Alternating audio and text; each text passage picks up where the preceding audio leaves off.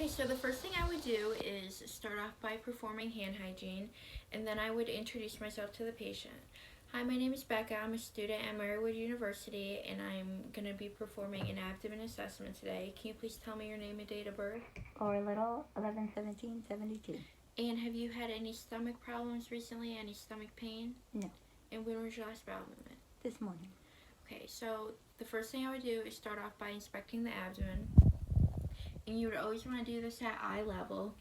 And as you can see, her abdominal shape is flat. There's no visible pulsations, no distensions, and her umbilicus is midline.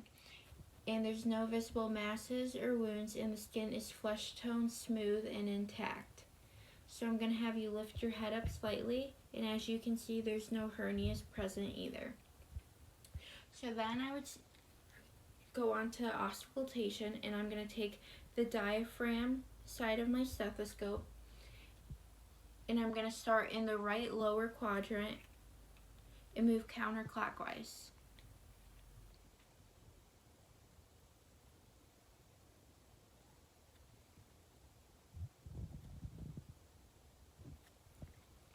And there's bowel sounds that are normal and present in all 4 quadrants. If I didn't hear the bowel sounds, I will listen to a full 5 minutes in each quadrant.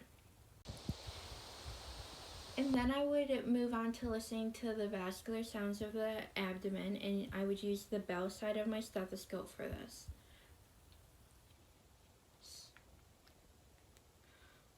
So I'd start by listening to the aorta, and then the left and right renal arteries,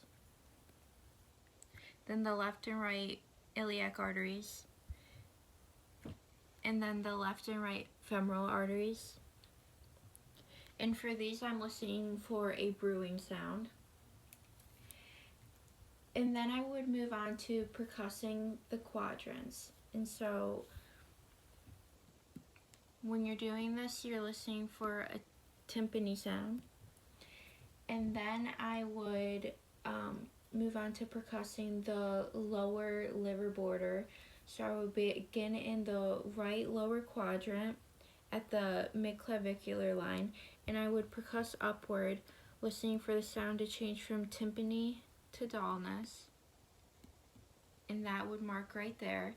And then I would percuss the upper liver border, and so you would move between the ribs and percussing downward until you heard resonance to dullness, which marked right here. So the liver marking is right here. And then I would move on to percussing the spleen. So you would want to find the 10th intercostal space, which is right here, and you would move between the ribs, listening for resonance to dullness, which is right here. And then you could also do a blunt percussion of the liver. So you would place your left hand flat against the right costal margin and take the ulnar side of your right hand. Did you feel any pain? No. Okay. So then you could also move on to palpation, and you would start with light palpation, and that gets about 2 centimeters. Any pain? No. So you could move on to deep palpation, which then you move on to 4 centimeters.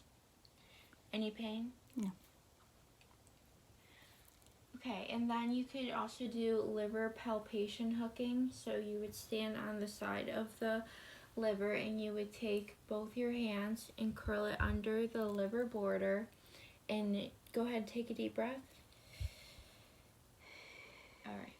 And then you can also go on to the Robeson sign, which is taking your hand and at a 90-degree angle pressing in the left lower quadrant, and you would remove your hand. Did you feel any pain in your right lower quadrant when I released the pressure? No. So if they did, this would be indicated of an appendicitis. And you can also do a SOS sign. So you would flex your knee slightly and press up against my hand. Did you feel any pain? No. Okay, if they did, this would be indicated of an appendicitis.